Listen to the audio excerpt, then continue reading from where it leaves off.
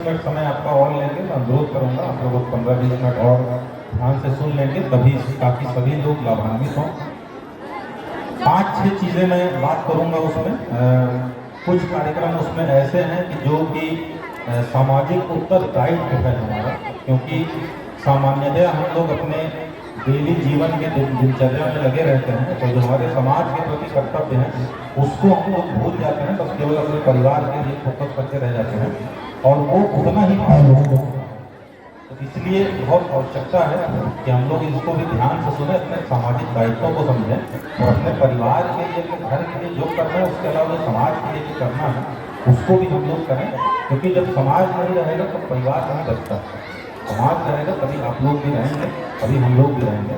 तो सबसे पहला कार्यक्रम जो हम लोग बात करेंगे, स्वच्छता कार्यक्रम के बारे में बताना चाहेंगे कि स्वच्छ भारत मिशन लोहिया स्वच्छ बिहार अभियान के अंतर्गत अभी पंचायतों के द्वारा स्वच्छता कार्यक्रम चलाया जा रहा है। अब इस कार्यक्रम के तहत पंचायतों के द्वारा प्रत्येक परिवार को 2 डस्टबिन क्रय करके दिया जा रहा है। साथ ही साथ रिक्शा का क्रय हो रहा है कचरा संग्रहण के लिए, कचरा कलेक्ट करने के लिए। स्वच्छता कर्मी चयन किए गए हैं। अब इस कार्यक्रम में ये परिकल्पना है, ये उम्मीद है, ये अपेक्षा आप लोगों से कि आप लोग अपने घर का कचरा 2 डस्टबिन दिया जा रहा है, एक में सूखा कचरा देना है, एक में गीला कचरा। आपसे ये अपेक्षा है कि आप लोग कचरा को उसी डस्टबिन में ही फेंकते, एक में सूखा कचरा डालें और एक में गीला कचरा, और प्रतिदिन करेंगे। और अगले दिन सुबह हमारे स्वच्छता कर्मी और रिक्शा लेके आएंगे और दोनों कचरा को डस्टबिन से लेके उसको रिक्शा में रखेंगे, डस्टबिन आपको वापस दे देंगे और कचरा लेके फिर पंचायत स्तर पे जो WQ बन रहा है वहाँ पर उसको लेके आएंगे और प्रत्येक वार्ड में किया जाएगा, हर एक घर से। और फिर WQ में पंचायतों के द्वारा जिस कचरे को खाद बनाया जा सकता है उसको कंपोस्टिंग के माध्यम से खाद बना के बेचा जाएगा, और जिस कचरे का निस्तारण नहीं हो सकता उसको रिसाइकल किया जा सकता है। प्लास्टिक के माने कचरा को उसको बेच दीजिए ताकि उसका रिसाइकल में प्रयोग हो। अब इस कार्यक्रम के महत्व को समझना बहुत जरूरी है। क्यों इतना महत्वपूर्ण है, क्यों जो 5-6 बात मैं करने वाला हूँ सबसे पहले इसको रखना है। अभी समझिए आज के समय पे कचरा का प्रकोप कितना बढ़ गया है, समझना बहुत जरूरी है, और उसकी वजह से कितनी बीमारियां हो रही हैं। प्लास्टिक कचरा, मैं माताओं बहनों से विशेष रूप से अनुरोध करूँगा, सुन लेंगे कि प्लास्टिक का जो कचरा होता है कभी सड़ता बनता नहीं है। आपका जो खाना बचा हुआ फेंकेंगे, सब्जी काट के बचा हुआ फेंकेंगे, वो सब सड़ के खाद बन जाएगा कुछ समय में। लेकिन जो प्लास्टिक का कचरा है, जो कांच है, आपका ग्लास टूटा हुआ फेंक देंगे, ट्यूबलाइट, बल्ब, बैटरी, जो भी इलेक्ट्रॉनिक कचरा है वो कभी सड़ता बनता नहीं है। वो हजारों साल, लाखों साल अगर फेंकिए तो वैसे ही पड़ा रहेगा, और उसकी वजह से इतनी गंभीर बीमारियां होती हैं जो हम लोगों को दिखती नहीं है। कैंसर बीमारी हो जाती है बहुत लोगों को, क्योंकि जब कचरा पड़ा रहेगा अपने घर के पास फेंक दीजिएगा तो वो कचरा किसी भी, कभी पानी के माध्यम से, कभी खाने के माध्यम से हम लोग उसको सेवन कर जाते हैं जब मिट्टी में पड़ा रहेगा, और उस वजह से कैंसर जैसी कई जानलेवा बीमारियां हो रही हैं। अभी क्यों इमरजेंसी आ गई है इसकी? इसलिए आ गई है कि पहले इतना प्लास्टिक का कचरा, इतना इलेक्ट्रॉनिक कचरा का प्रयोग नहीं होता था, इतना नहीं होता था, कचरा पैदा नहीं होता था। पहले लोग याद है जब कभी सामूहिक भोज होता था, त्योहार, बारात, इन सब में आते थे तो उसमें पत्ते का बना हुआ पत्तल का प्रयोग करते थे लोग। पीने के लिए ग्लास में कुल्हड़ का प्रयोग करते थे, मिट्टी का जो बनता है, सब लोग कुल्हड़ जानते ही होंगे। आज के समय पे हर चीज प्लास्टिक की थाली, प्लास्टिक की कटोरी, प्लास्टिक का ग्लास सब प्रयोग करते हैं, उसके बाद कहीं एक जगह फेंक देते हैं। जिस गांव में बारात आती है ना, अगले दिन जाके देखिए प्लास्टिक के कचरे का अंबार लगा रहता है वहाँ पे। साथ ही साथ जो बिजली के आइटम, बल्ब, ट्यूबलाइट, जो पहले कहाँ इतने थे, आजकल बहुत ज़्यादा होने लगे। अभी कचरा इतना पैदा हो रहा है कि जा कहाँ रहे, तो हम लोग सब फेंक दे रहे हैं। अब इतना हर साल इतना कचरा हो रहा है और कचरा वो सड़ भी नहीं रहा है, तो आप परिकल्पना करिए उस कचरे का क्या होगा आगे 10-15 साल बाद, उसका क्या होगा। तो कचरा इकट्ठा होता रहेगा, एक समय बाद आपको पूरी पंचायत में उसी कचरे में ही दबी रहेगी, और इतनी बीमारियां होंगी आपके बच्चों को। जो नन्हे छोटे बच्चे दिख रहे हैं, इनके आने वाले पीढ़ी में ना बहुत बीमारियां इन लोगों को होने लगेगी। इसीलिए बहुत इमरजेंसी है इसको समझने की कि उसको हम लोग कचरे का निस्तारण अभी से शुरू कर दें। तो कार्यक्रम चलाया जा रहा है, कई पंचायतों में प्रारंभ हो गया है, जिनमें नहीं प्रारंभ हो पाया है, इस साल तक प्रारंभ हो जाएगा। अब उसमें आपसे क्या सहयोग है, क्यों आपको बता रहे हैं ये जानना जरूरी है। ये तो बताए क्यों बहुत महत्वपूर्ण है, और क्यों इसमें सचेत नहीं हुए, जानलेवा बीमारी पूरे पंचायत में फैलने लगेगी, ये तो अभी पता है। अब आपका क्या रोल है, कहाँ कहाँ पे हम लोग इसमें असफल हो रहे हैं, वो जानना जरूरी है। तो 2-3 चीज़ों में आपकी सहयोग की अपेक्षा है, मैं इसमें आपका ध्यान चाहूँगा कि आप लोग ध्यान दें इसको। एक तो हमारी माताओं बहनों के द्वारा जो कचड़े का डब्बा दिया गया है परिवार को, उसमें कचरा नहीं रखा जा रहा है। बहुत जगह हम लोग जांच में गए तो बहुत परिवार कचड़े के डब्बे में कचरा रख रहे थे, लेकिन बहुत सारे परिवारों में जांच में हम लोग पाए तो उसमें अनाज रखा हुआ था, दाल चावल रखा हुआ था। अब सोचिए कितना महत्वपूर्ण काम है वो। कचरा आपको पूरी पंचायत को बीमारी से बचाता अगर कचरे को लेके चले जाते, आप उसको जो है अनाज उसमें रख ले रहे हैं, तो कचरा मतलब घर पर फेंक रहे हैं। कई जगह में उसको बाल्टी के रूप में प्रयोग हो रहा है, बाथरूम में नहाने के बाल्टी के रूप में पानी रख रहे हैं लोग। तो सोचिए जो जिस काम के लिए दिया गया था उसके लिए ना प्रयोग करो, कुछ और प्रयोग कर रहे हैं। तो मेरा यही आपसे सहयोग की अपेक्षा है कि जो आपको डस्टबिन दिया गया है, एक में सूखा कचरा डालें, एक में गीला कचरा डालें, ताकि हमारे स्वच्छता कर्मी प्रतिदिन इसको लेके चले जाएं।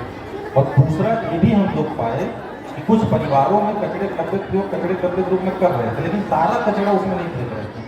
हमारे बच्चे बैठे हुए हैं, आप लोग ध्यान से सुनिए, ये आदत हम लोग कुरकुरे खाएंगे कहीं बाहर फेंक देंगे, कुछ भी करेंगे कहीं बाहर फेंक देंगे।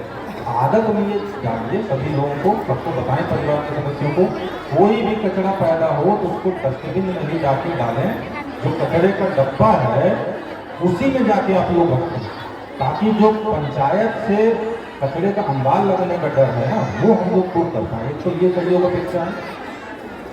दूसरी, आप बैठ जाइए माता जी, शिकायत पेटी रखिए, लिख के दे दीजिए, हम लोग सब लेके जाएंगे। अभी आते आप लोगों को बता भी दें कि जनसंवाद में हम लोग 5-6 कार्यक्रम के बारे में हम लोग बात करेंगे।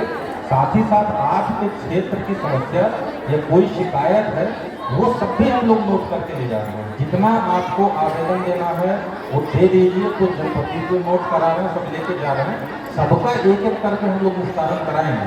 तो जो शिकायत पेटी रखी है, किसी भी भाई बंधु को, माता बहन को किसी कोई शिकायत का है उसमें दे दें, लेकिन उसके पहले जो बात है वो ध्यान से सुनिए, बहुत महत्वपूर्ण है, क्योंकि इसमें बीच में चिल्लाने से फिर किसी फायदा नहीं होगा।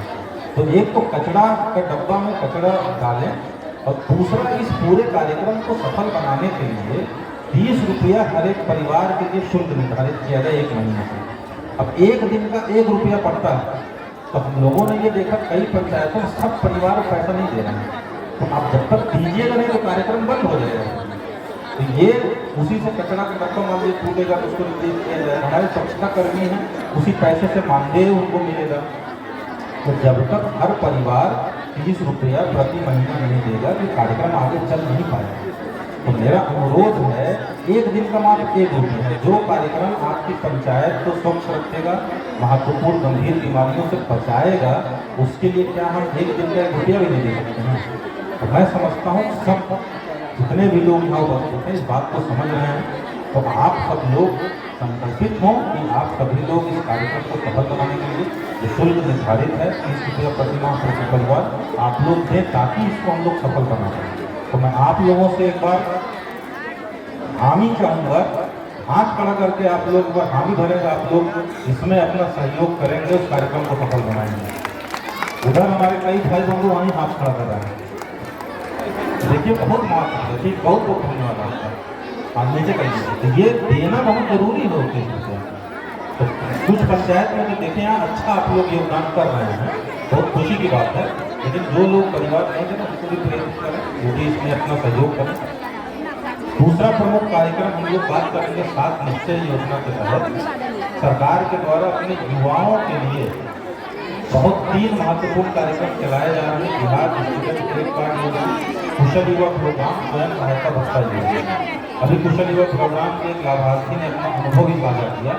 अब ये तीनों कार्यक्रम युवाओं के लिए बहुत महत्वपूर्ण है। अब उसका हम आपको कारण क्यों कार्यक्रम चलाए गए बताते हुए इस कार्यक्रम का बहुत संक्षेप में बताएंगे, बहुत ध्यान दीजिए। तो बिहार स्टूडेंट क्रेडिट कार्ड योजना इसलिए लाई गई, पहले जब किसी भी परिवार को अपने बच्चे को 12वीं पास होने पर कुछ शिक्षा के लिए भेजा जाना होता था। अगर उस परिवार की आर्थिक स्थिति ऐसे नहीं थी कि वो परिवार फीस भर पाए, तो ऐसे परिवार के द्वारा एजुकेशन लोन दिया जाता था बाजार से, बैंकों से। लेकिन अब वो लोन लेने में बैंकों का ब्याज दर ज़्यादा रहता था, साथ ही साथ उसमें कुछ सिक्योरिटी मॉर्गेज दिया जाता था, जमीन के कागज वगैरह जमा के जाते हैं तभी लोन देगा कोई बैंक। तो ये समस्या को कई बार इस कारण से बहुत सारे परिवार लोन नहीं ले पाते हैं, या जो परिवार लेते थे उनमें ब्याज का वित्तीय भार बहुत ज़्यादा हो जाता है। इस समस्या को समझते हुए सरकार के द्वारा बिहार स्टूडेंट क्रेडिट स्कीम लाई गई, और इसके तहत जो 12वीं पास बच्चा कुछ शिक्षा ग्रहण करना चाहता है उसको 4 लाख तक का बहुत ही कम ब्याज दर पे ऋण उपलब्ध कराया जा रहा है, और इसके कारण बहुत सारे बच्चे अपने स्कूलों के कॉलेजों की फीस भर पा रहे हैं। साथ ही साथ इसमें कोई सिक्योरिटी मॉर्गेज भी नहीं लगता है, तो बहुत ही सहूलियत इसमें रहती है, बहुत कम ब्याज दर है, कोई वित्तीय भार भी नहीं होता है। ये कितना लाभकारी है बच्चों के लिए। हम इसलिए आप लोगों को बता रहे हैं कि अपने ज़िले में जितनी जनसंख्या है, जितनी अनुपात में हम लोग अपेक्षा कर रहे थे आवेदन आएंगे, अभी उतने अनुपात में स्टूडेंट क्रेडिट कार्ड का आवेदन नहीं है। मैं यही अनुरोध करूंगा ज़्यादा से ज़्यादा लोगों को, जो बच्चे 12वीं पास करके उच्च शिक्षा ग्रहण करना चाहते हैं, उनको इसके बारे में जानकारी दें, ताकि ज़्यादा से ज़्यादा लोग इसका लाभ ग्रहण करके उच्च शिक्षा ग्रहण करें। दूसरा, कुशल युवा प्रोग्राम के बारे में बच्ची ने बहुत ही विस्तार से आपको बताया है कि कंप्यूटर के बारे में जो भी 10वां पास बच्चा है, छात्र या छात्रा, इसके तहत आवेदन करके अपना निबंधन करा सकते हैं। उनको ट्रेनिंग दिया जाता है, प्रशिक्षण, और प्रशिक्षण जो है ना सब उसमें बेसिक ट्रेनिंग है कि सबको आना चाहिए। कंप्यूटर आजकल किसी ग्रुप विशेष के लिए ये कंप्यूटर की जानकारी आवश्यक नहीं, हर एक व्यक्ति को कंप्यूटर आना चाहिए, क्योंकि किसी भी क्षेत्र में आप जाइए, चाहे आपको अपनी निजी नौकरी करनी हो, अपना व्यवसाय करना हो, सरकारी नौकरी करनी हो, हर जगह कंप्यूटर ज्ञान बहुत जरूरी है। यहाँ तक कि हमारे बीच कुछ हमारी सेविका बहनें भी बैठी होंगी। अब उन लोगों को सोचिए, सेविका जो आंगनबाड़ी केंद्र पे है, पहले चलाती थी, इन लोगों को भी ट्रेनिंग देना पड़ा, इन लोगों को भी ऐप के माध्यम से सेविका दीदियाँ जितनी होंगी आपको भी चलाना पड़ा होगा। तो अब हर जगह ज़रूरत है, तो बिना कंप्यूटर के काम नहीं चलता है। तो इसलिए अब सोचिए, कोई बच्चा आगे करियर में जाना है, 10वीं पास करके कुछ भी चाहे रोजगार करेगा, चाहे उच्च शिक्षा, अगर कंप्यूटर का ज्ञान प्राप्त कर लेंगे तो कितना लाभ होगा उनको। तो ये बहुत कम समय का ट्रेनिंग रहता है, निःशुल्क शिक्षा दिया जाता है, बहुत लाभकारी है। हम आपको इसका फायदा बताते, पहले क्या नुकसान था, हम लोग खुद हम अनुभव किए हुए। हम भी 12वीं पास करके, हमको भी सौभाग्य मिला कानपुर के IIT कानपुर से स्नातक बीटेक करने का। वहाँ पे गए तो हम लोग 12वीं तक सरकारी स्कूल में पढ़े थे, और वहाँ पे कंप्यूटर के बारे में हम लोग को जानकारी नहीं, हमको ये भी नहीं पता था ईमेल क्या होता है। ईमेल, कितने लोग ईमेल के बारे में जानते हैं, हाथ खड़ा करेंगे, बहुत लोग जानते हैं, बहुत अच्छे। तो हमको जानकारी नहीं थी ईमेल क्या होता है। तब वहाँ गए तो बहुत शर्मिंदगी झेलनी पड़ी थी। सब कंप्यूटर लैब बना हुआ है, रात में कंप्यूटर सेंटर पे जा रहे हैं, अब हम लोगों को ईमेल नहीं पता, तो चुपके चुपके वो भी सीखने की कोशिश कर रहे थे क्या है कि पोल ना खुल जाए, जहाँ से गाँव से आए हैं इनको कंप्यूटर ईमेल के बारे में नहीं पता है। तो ये उस समय जो है समझ लीजिए डिप्रेशन का कारण बन रहा था। एक 1.5 महीना लगा चुपके चुपके कुछ जानने में कि पोल ना खुलने का है, चुपके सीख लें। अगर हम लोगों को भी ऐसा अवसर मिला होता, पहले सीख लिए होते, ये नौबत नहीं आती। ये हर छात्र छात्रा को इस चीज़ से गुजरना पड़ता है। तो ये बहुत ही बढ़िया कार्यक्रम है, और ताकि कंप्यूटर का ज्ञान सबको मिल जाए, हर जगह फायदा करता है। दूसरा, भाषा के बारे में जानकारी देना, सॉफ्ट स्किल के बारे में जानकारी देना। अब भाषा का ज्ञान देखिए, केवल लिखने पढ़ने तक तो आना भाषा का ज्ञान नहीं करते, बोलना भी आना चाहिए। आप अपनी बात को आत्मविश्वास के साथ सभी के सामने रख पाएँ, वो बात भी आनी चाहिए। क्योंकि जो बच्चा, कोई कितना भी अगर टैलेंटेड हो, कितना भी तेज हो, अगर वो अपनी बात को आत्मविश्वास के साथ नहीं रख पाएगा, वो उतना सफल नहीं होगा, बल्कि उससे कम योग्य बच्चा भी जो अच्छे तरीके से बोलता होगा ना, वो ज़्यादा सफल होगा। तो कुशल युवा प्रोग्राम में ये सब चीज़ें बताई जाती हैं, छोटी छोटी सॉफ्ट स्किल बताई जाती हैं कि किस तरीके से आप अपने आप को प्रस्तुत करें कि ज़्यादा आपका आत्मविश्वास देखिए, सामने वाला बहुत ज़्यादा आपको गंभीरता से, आप किसी के सामने, किसी भी अनजान आदमी से आप मिलेंगे, हम बच्चों को जो है वो भी उनसे भी अनुरोध करेंगे, सुन ले, आप कहीं भी जाइएगा, कहीं शर्माते रहिएगा, नज़र नहीं मिलाइएगा, नाखून काटने लगिएगा नर्वस होके, या अंगूठे से ज़मीन कूदने लगिएगा, तो ये लगेगा कि इनके अंदर आत्मविश्वास नहीं है, मतलब ऐसे ही है। लेकिन कोई टिप टॉप एकदम रहेगा, बढ़िया बोलेगा, कभी बहुत भारी बात नहीं भाई, उसको सब गंभीरता से सुनेंगे। तो ये होता है, छोटी छोटी ट्रिक से इतना परिवर्तन होता है। और लोग कहते नहीं कि मिलने पे first impression is the last impression, मतलब अगर किसी के बारे में जो पहली राय आप बनाते हैं वही राय अंतिम तक बनी रहती है। अगर आप जान लिए कि बहुत हल्का आदमी है, बाद में कितना भी लोग कोशिश करते रहे उसको आपको हमेशा लगेगा हल्का आदमी। तो इसीलिए छोटी छोटी ट्रिक्स रहती है ट्रेनिंग में, जिससे सही आपका व्यक्तित्व, सही पर्सनैलिटी सामने आती है। इसमें भी मैं एक इंसिडेंट अगर आप लोगों को बताऊंगा, बच्चे ध्यान रखेंगे, आप लोगों को काम आएगा। हम लोग भी तैयारी करते थे तो इंटरव्यू के लिए सभी जल्दी से सब जानते होंगे, इंटरव्यू भी होता है। इंटरव्यू में बहुत बड़े बड़े विद्वान प्रोफेसर सब सामने बैठे होते हैं, 8-10 लोग टेबल पे बैठते हैं। अब उनके सामने अकेले सब आप ही टारगेट रहते हैं सबका, तो कितने नर्वसनेस उस समय होती है। अब उसमें लेकिन आप नज़र झुका के आप बात करिएगा तो कहेंगे कैंडिडेट अच्छे नहीं है। तो जरूरी होता है कि उनसे नज़र से नज़र मिला के उनको कोई भी प्रश्न पूछें, नज़र से नज़र मिला के आप उनको जवाब दें, बहुत आवश्यक होता है। अब ये लेकिन आप किसी भी सामने बहुत बड़ा विद्वान ब्रह्मांड आदमी बैठा होगा, तो आप नज़र मिलाइएगा तो एक बार झुक जाता है अपने आप ही, शर्म के मारे, सम्मान के कारण, तो आप झुक जाएगा तो फिर आपको लगेगा उनको किसको आता नहीं है। तो उसके लिए देखिए ट्रेनिंग का महत्व हम बता रहे हैं। तो हम लोगों को ट्रेनिंग में बताया गया वहाँ पे जब इंटरव्यू की तैयारी में कोचिंग संस्थानों के द्वारा कि आप आँख में नहीं मिला पाए कोई दिक्कत नहीं, आप नाक पे देखिए सामने वाले को। आप लोग चाहे प्रयोग करिएगा, सब लोग आज जाने के बाद आप सामने वाले को नाक पे देखिएगा ना, सामने वाले को यही लगेगा कि आँख में देख रहे हैं। और आप नाक पे देखिएगा, आपको वो नर्वसनेस मिल रही है, नाक पे वस्तु लगेगी ना, आँख पे देखने को लगता है कि उसके सोल में, आत्मा में देख रहे हैं। नाक पे देखिएगा तो आपको नर्वसनेस नहीं है। तो ये फायदा होता है। घंटों नाक पे देख के इंटरव्यू 40 मिनट चले, 40 मिनट सबके नाक पे देख के बोल रहे थे। अब सामने वाले को लगा वाह गजब का आत्मविश्वास है, लगातार नजर मिला के जवाब दिया जा रहा है। तो ये सभी आप लोगों के काम आएगा, इसलिए आपको बता रहे हैं। ये छोटा उदाहरण दे रहे थे कि किस तरह छोटी छोटी तकनीकें आपके व्यक्तित्व को बहुत अच्छे तरीके से प्रस्तुत करती हैं। तो ये सब कुशल युवा प्रोग्राम में बताया जाता है। मेरा अनुरोध है ज़्यादा से ज़्यादा बच्चे इसका लाभ विश्वास लोग देखें। तीसरा है स्वयं सहायता भत्ता योजना। इसके तहत जो 12वीं पास करके बच्चे रोजगार की तलाश कर रहे हैं, कुछ शिक्षा के लिए नहीं जा रहे हैं, उनको समर्थन के लिए सरकार के द्वारा 1000 रुपये प्रति माह भत्ता दिया जाता है 2 साल तक। 2 साल तक सहयोग राशि कितनी महत्वपूर्ण हो जाती है उनके लिए। साथ ही साथ उनको कुशल युवा प्रोग्राम का निःशुल्क ट्रेनिंग भी दी जा रही है। जो भी स्वयं सहायता भत्ता योजना के तहत जो भी व्यक्ति योग्य होते हैं उनको कुशल युवा प्रोग्राम का शिक्षा भी दिया जाता है। तो उनको आगे रोजगार तलाशना है। जब कंप्यूटर की ट्रेनिंग दी जाएगी, भाषा का, व्यक्तित्व का, तो कितना उनको रोजगार मिलने में सहायता मिलती है। तो सरकार के द्वारा जो बच्चे शिक्षा के लिए जा रहे हैं उसका भी इंतजाम किया गया। जो बच्चे रोजगार की तलाश कर रहे हैं 12वीं पास के बाद, उनके बारे में सोचा जा रहा है। ये तीनों कार्यक्रम बहुत ही महत्वपूर्ण है।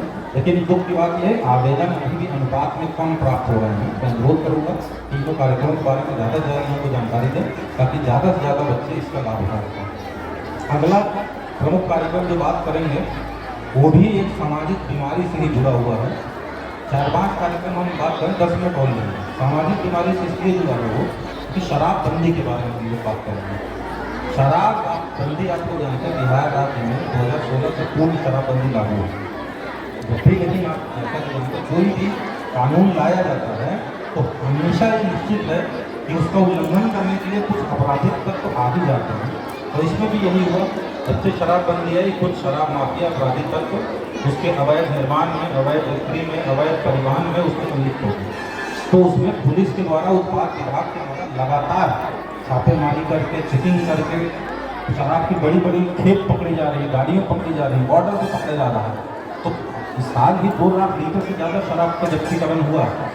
कई सारे शराब माफियाओं को जेल भेजा गया है। लेकिन इस तरीके से कानून लाने से, उसकी कड़ी कार्रवाई करने से ये सब कम होता है, लेकिन पूरी तरीके से खत्म नहीं होता। पूरी तरीके से ये तभी खत्म होगा जब समाज उसके खिलाफ खड़ा हो जाए, जब समाज का हर एक व्यक्ति सोचने लगे, जो जिम्मेदार व्यक्ति है, कि शराब बहुत बुरी चीज़ है।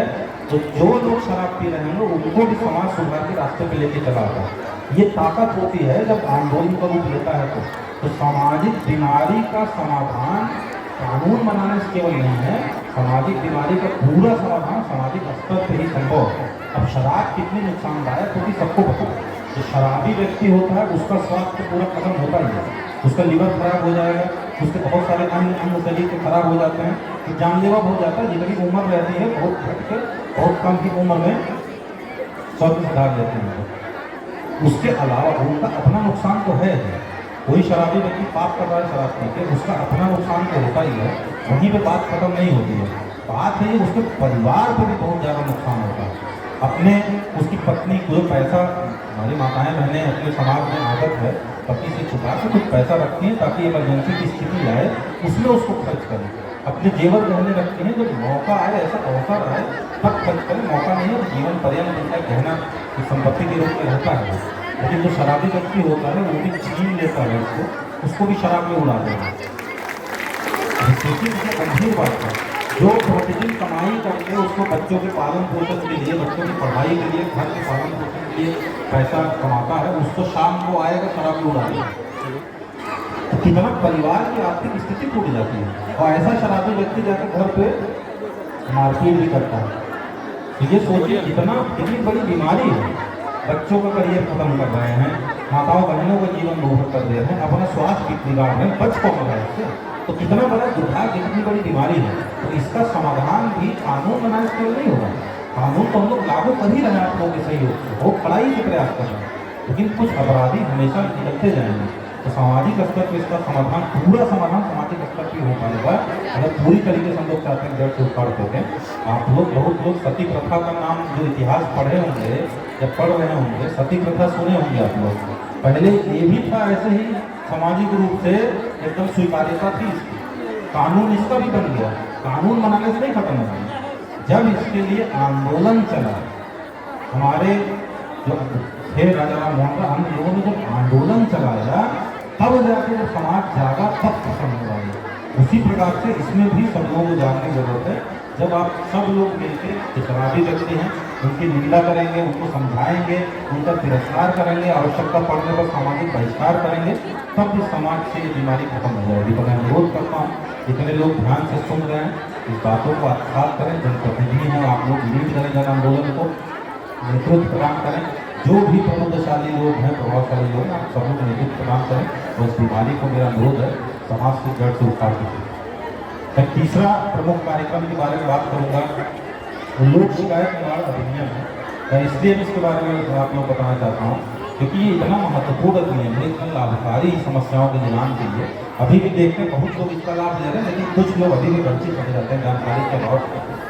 मैं बताना चाहता हूँ कि इसके बारे में कि कानून 2016 में लाया गया, इसलिए लाया गया पहले जो कार्यालयों में आवेदन दिए जाते थे किसी भी सरकारी कार्यक्रम से संबंधित किसी भी व्यक्ति को कोई शिकायत रहती थी तो कार्यालय में आवेदन आता है, हम लोग संबंधित विभाग को उसको भेजते हैं, उस पर कार्रवाई करने के लिए।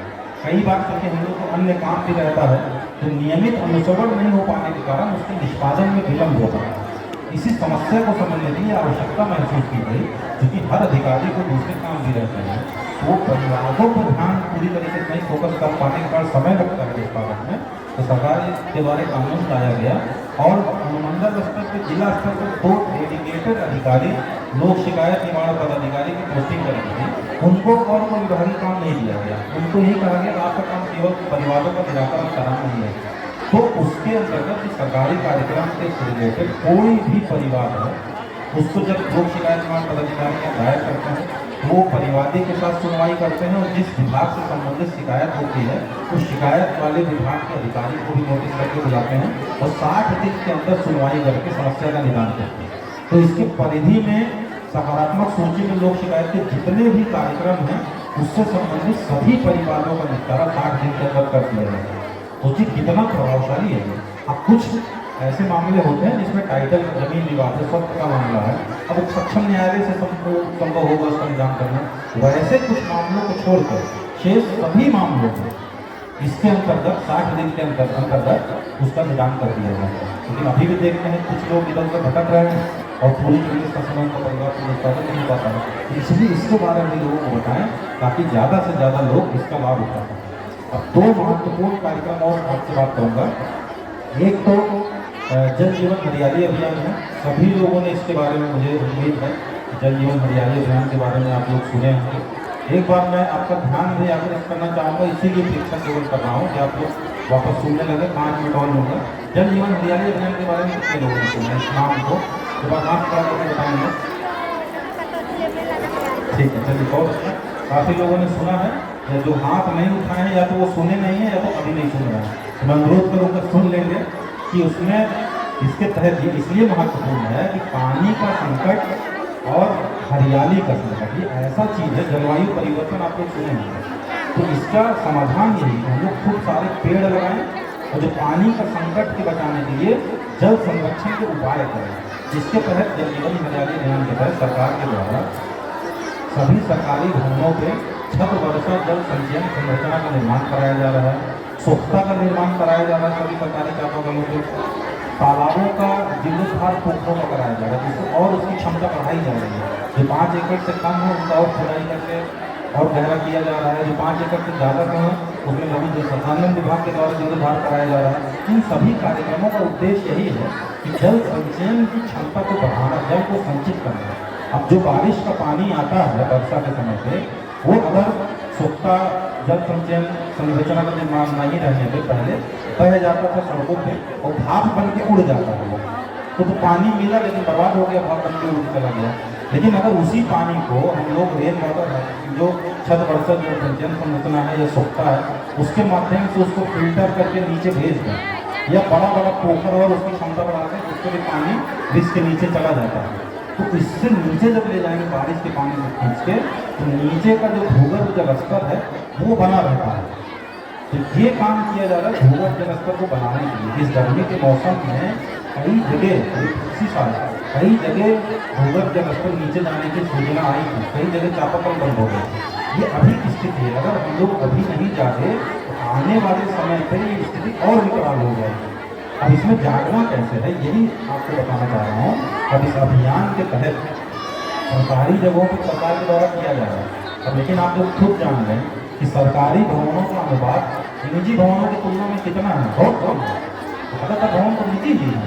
तो इसमें केवल सरकारी भवन पे रेन वाटर हार्वेस्टिंग संरचना निर्माण करने से उतना योगदान नहीं होगा। इसलिए ये आवश्यकता है आज के समय पे कि हर वो सक्षम व्यक्ति, हर वो परिवार जो आर्थिक रूप से सक्षम है, उसको चाहिए कि अपने घरों में छत वर्षा जल संचयन संरचना का निर्माण कराए और स्वच्छता का निर्माण कराए।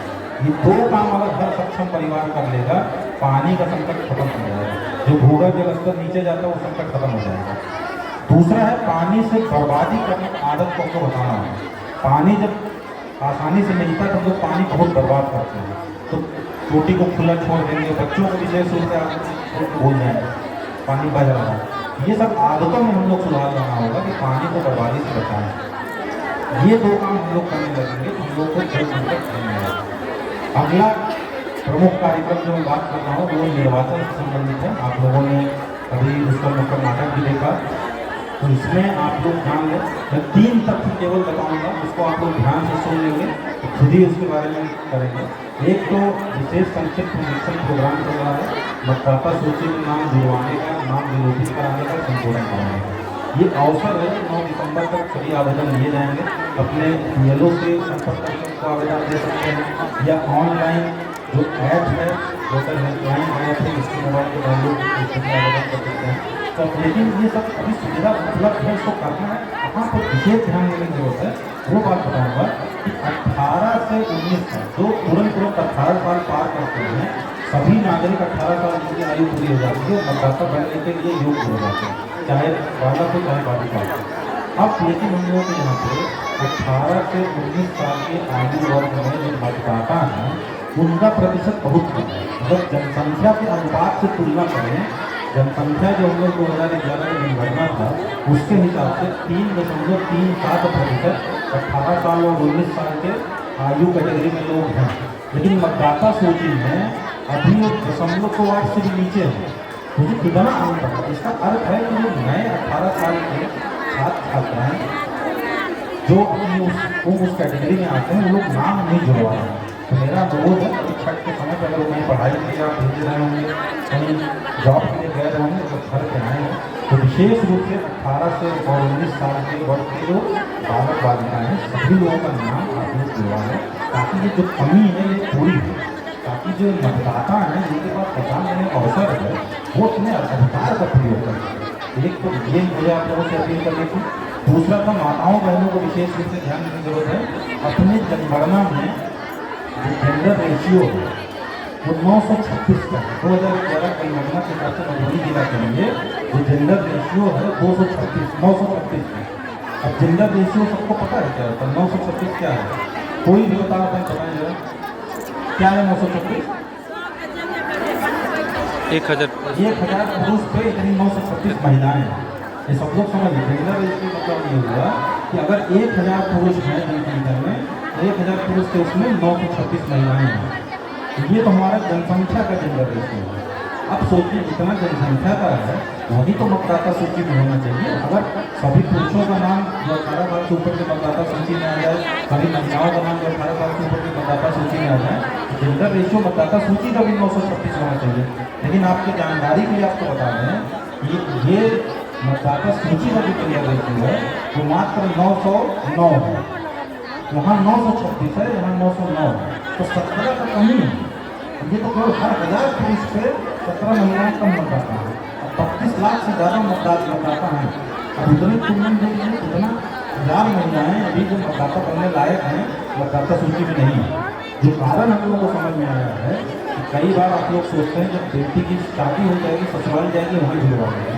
अरे जब तक अगर 18 साल की उम्र हो गई है जब तक मायके में नहीं जुड़वाएंगे, शादी होगा विदा होंगे ससुराल जाएंगे तो वहाँ जुड़ेगा तो जुड़वाएंगे।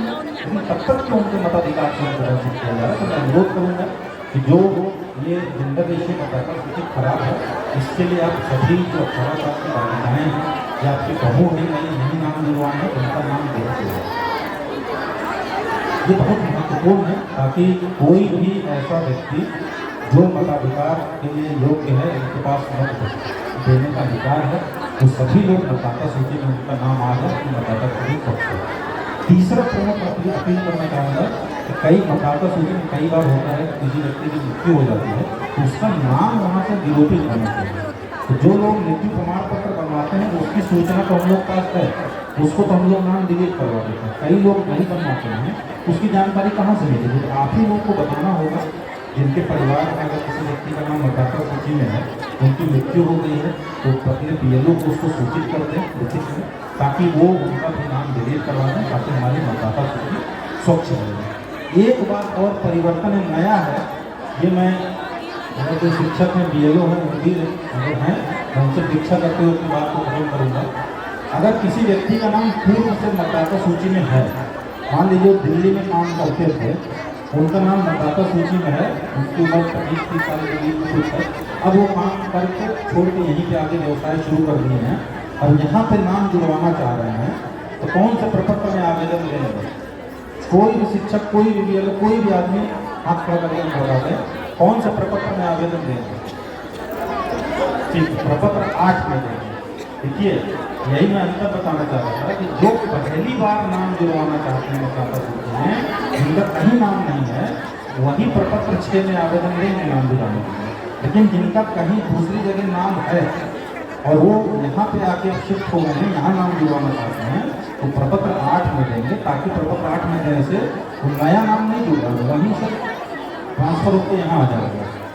बस यही जानकारी आप लोगों को देनी थी ताकि डुप्लीकेट ना हो। अगर वहाँ भी नाम है और प्रपत्र 6 में यहाँ भी जुड़वा दो, दोनों जगह नाम हो जाएगा और ये कानूनी रूप से अपराध है, दोनों जगह नाम रखना मतदाता सूची में। तो बस इसीलिए इसको जानकारी देना चाहते हैं कि ज़्यादा से ज़्यादा जो 18 और 19 साल के लोग हैं उनको मतदाता सूची में नाम जुड़वाएं। जो बालिकाएँ छूटी हुई हैं, माताएँ बहनें छूटी हुई, जरूर नाम जुड़वा लें।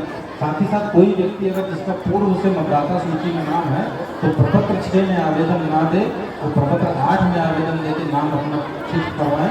और किसी व्यक्ति के किसी परिवार में अगर मृत्यु हो गई, मतदाता सूची में नाम है, तो मेरा अनुरोध है उसको डिलीट करवा दें। ये 4 चीज़ें हम लोग कर देंगे, मतदाता सूची बहुत स्वच्छ होगी और चुनाव बहुत पारदर्शी और स्पष्ट चुनाव होगा, कोई भी बात नहीं। तो मैं अपनी बात खत्म करने के पूर्व मैं अपेक्षा करता हूँ आप लोगों से कि आप लोग जो स्वच्छता कार्यक्रम चलाया जा रहा है उसमें कचरा डस्टबिन में फेंकने में साथ ही साथ जो निर्धारित शुल्क उसको देने में आप लोग सहयोग करेंगे। जल जीवन हरियाली अभियान चल रहा है, जो भी सक्षम परिवार हैं उसमें अपने घरों पर छत वर्षा जल संचयन संरचना बनाएंगे, स्वच्छता का निर्माण करेंगे। साथ ही साथ पानी को बर्बाद नहीं करेंगे। शराबबंदी के संबंध में सभी जनप्रतिनिधियों, सभी उपस्थित लोगों से मेरा अनुरोध है इसको एक सामाजिक आंदोलन का रूप दें और इसको ताकि सामाजिक बीमारी को आप लोग जड़ से उखाड़ दें। इसके अलावा जो बिहार लोक शिकायत निवारण कानून के बारे में, 7 निश्चय योजना के अंदर जो युवाओं के लिए बिहार फूड क्रेडिट कार्ड, कुशल युवा प्रोग्राम, स्वयं सहायता भत्ता आदि तमाम योजनाओं की जो जानकारी दी गई है, इन सभी योजनाओं के बारे में कि आप ज़्यादा से ज़्यादा लोगों को बताएंगे ताकि ज़्यादा से ज़्यादा लोग इसको लाभान्वित हों। और अंत में आप सभी लोगों ने बहुत ध्यानपूर्वक सुना, इसके लिए बहुत बहुत आप सभी लोगों को धन्यवाद। Thank you.